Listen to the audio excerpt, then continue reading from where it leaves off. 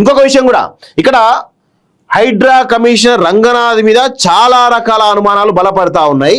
So నిన్న tea న్యూస్లో రఘు పైన, అసలు రఘుకు సంబంధం లేని అంశం అది, ఒక్క ఆధారం కూడా బయట పెట్టలేదు, కనీసం ఒక వాయిస్ రికార్డ్ లేదు, ఒక ప్రూఫ్ లేకుండా రఘు చేసేటువంటి ఈ జర్నలిజం విషయంలో ఆయన పెద్ద ఎత్తున నిరాధారమైనటువంటి ఆరోపణలు చేయడం జరిగింది. సో నేను ఒకసారి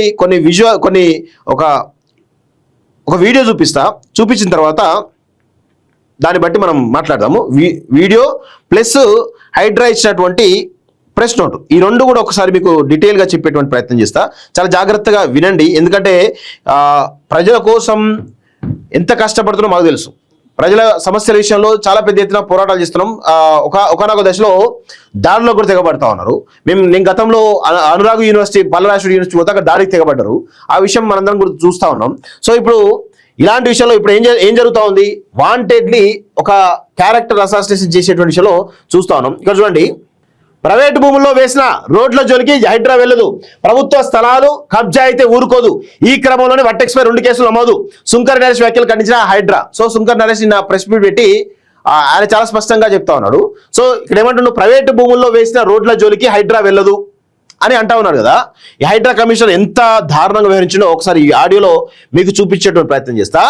చాలా చాలా విషయాలు కూడా తెలుస్తాయి ఇలా, ఎందుకంటే వీళ్ళు చేసినటువంటి దుర్మార్గాలు ఏంది, వీళ్ళు చేసిన కథలు ఏంది, కార్ఖానాలు ఏంది, ఇవన్నీ కూడా ప్రజలకు తెలియాలి.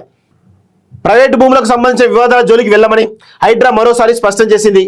ఇదే సమయంలో చెరువులు, నాలాలు, పార్కులు, ప్రజావసరాలకు ఉద్దేశించినటువంటి స్థలాలు ప్రభుత్వ భూములు ఆక్రమణ జరిగితే ఊరుకోదని తేల్చెప్పింది. సో ఇక్కడ ప్రైవేటు భూములకు సంబంధించిన వివాదాల జోలికి వెళ్ళమని హైడ్రా మరోసారి స్పష్టం చేసిందని అంటా ఉన్నారు కదా.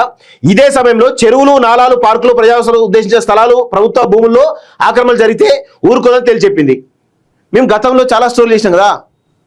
పల్లరాజేశ్వరరెడ్డి కాలేజ్ ఏంది, అదేవిధంగా ప్రభుత్వ స్థలం ఉంది, అందులో ఎందుకు చర్యలు తీసుకోవట్లేదు?